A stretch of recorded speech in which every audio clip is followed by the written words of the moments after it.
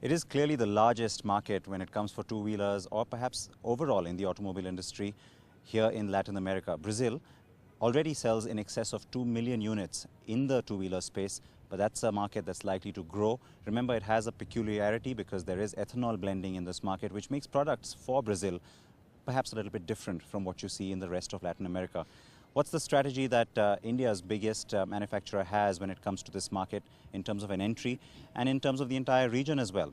We're going to discuss that with Mr. Pawan Munjal, the Managing Director at Hero MotoCorp. Good to see you, sir. Always good to see you, Siddharth.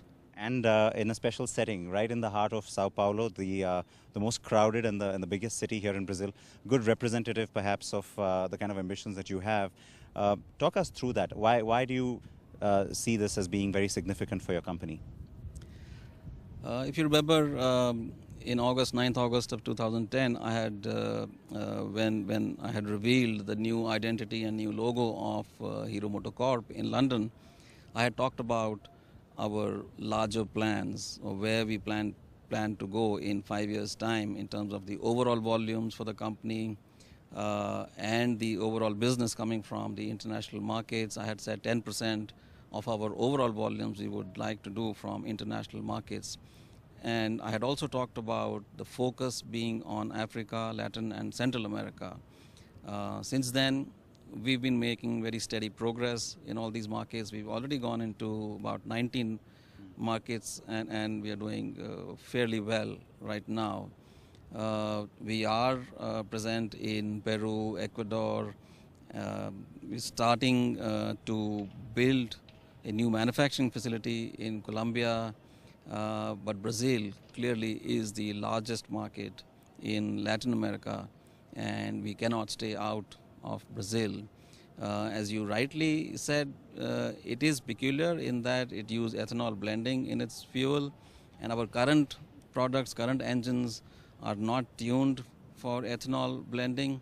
We are right now in the process of modifying our engines, which would take some time, and also looking out for a partner here in Brazil. There are tariff barriers for entry into Brazil. It makes sense to possibly set up some kind of manufacturing here in Brazil to be able to be competitive, and the market is dominated by a certain player. Considering the size of the market, considering looking at a city like Sao Paulo or Rio, very crowded cities where you surely can do with motorcycles and scooters. So clearly we are heading out here to Brazil, and the timing that I can right now talk about is we should come in here in the calendar year 2016. After the FIFA World Cup now in 2014, the next big event for Brazil is the Olympics in Rio in 2016.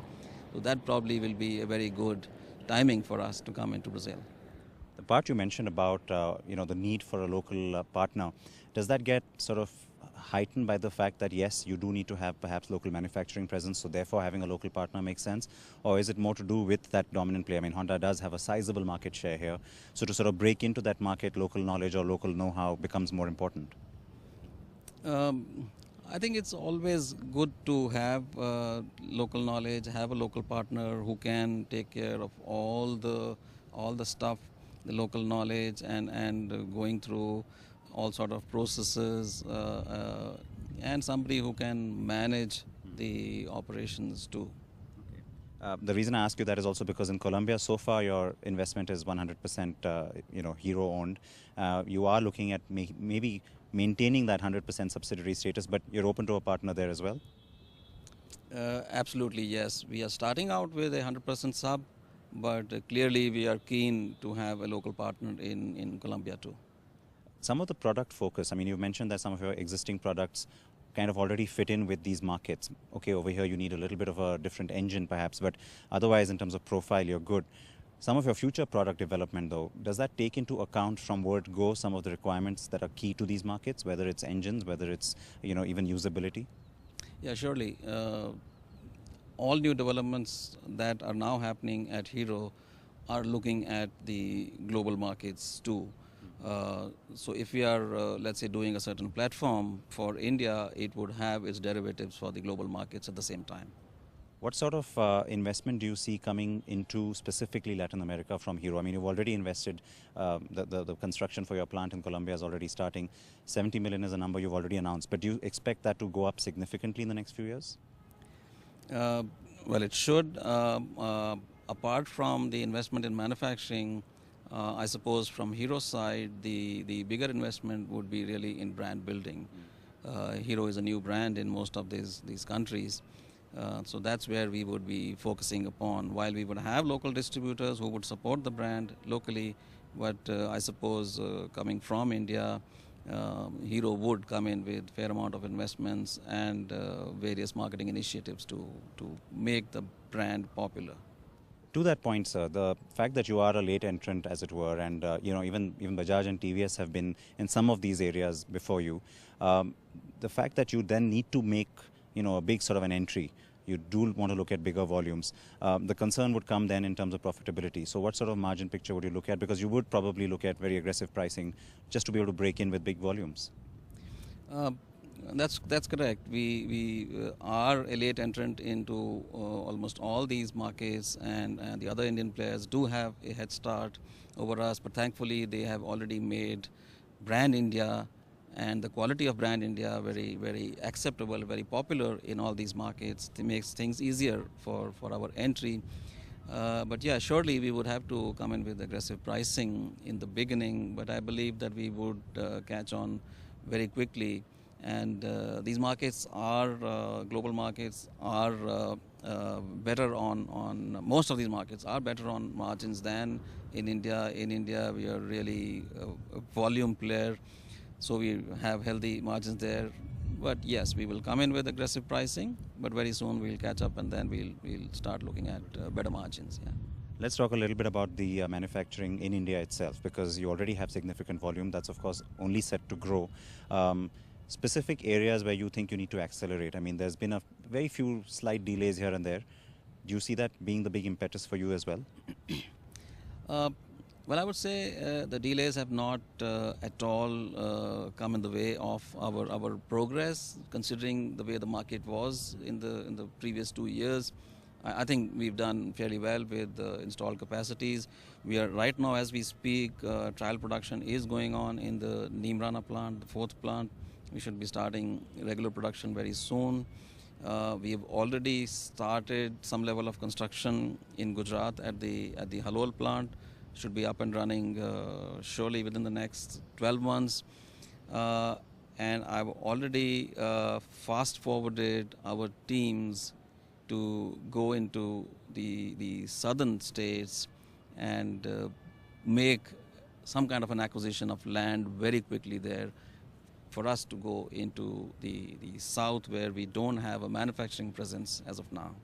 Are you getting feelers? And you surely have feelers from the state governments. There's been a lot of talk about Karnataka and Tamil Nadu, but is there a particular area you would be more keen on in terms of geography, also keeping in mind, let's say, ports? Well, for starters, Gujarat, the Halol plant is very close to a port, so it will cater to a lot of our exports. But as we go down south, very frankly speaking, I'm not going to let out much right now, but we had identified a state, a location some time back, but we held back because of the overall slowdown, etc. Now with some changes in the geopolitical situation in the southern states, maybe we'll go back there and take a fresh look. But I'm in a hurry to really get hold of a big chunk of land and start off our operations there. So it could well be another new location altogether, is what you're saying? That's right. It could be well another location. Tell us about this situation today. I mean, with this strong mandate and a very strong government now at the center, already we're starting to see May sales were your highest outside of the festive period. So a new record yet again for Hero. That kind of gives you some confidence now, saying that, okay, the market is looking to bounce back in a stronger way than maybe most had expected? Well, let me say that I had already started gaining confidence during the campaigning process for the election. Once there was a fair amount of clarity which way the elections and the results were heading, and the day of the counting, 16th of May last month, I was very sure what's going to happen to the market, and I already on 16th itself spoke to all my leadership teams within the company, saying that now is the time to take off. Don't wait for the markets to pick up. We are the leader in the market. We are the market, so we should push the market, push it up, and that's what we've been doing. And I am already pushing my teams within the company, and we will be upping our internal targets for the current fiscal. One last point, sir, then about products and profitability. You're going to, of course, now start benefiting from the fact that your royalty payments to Honda go down starting this month, actually.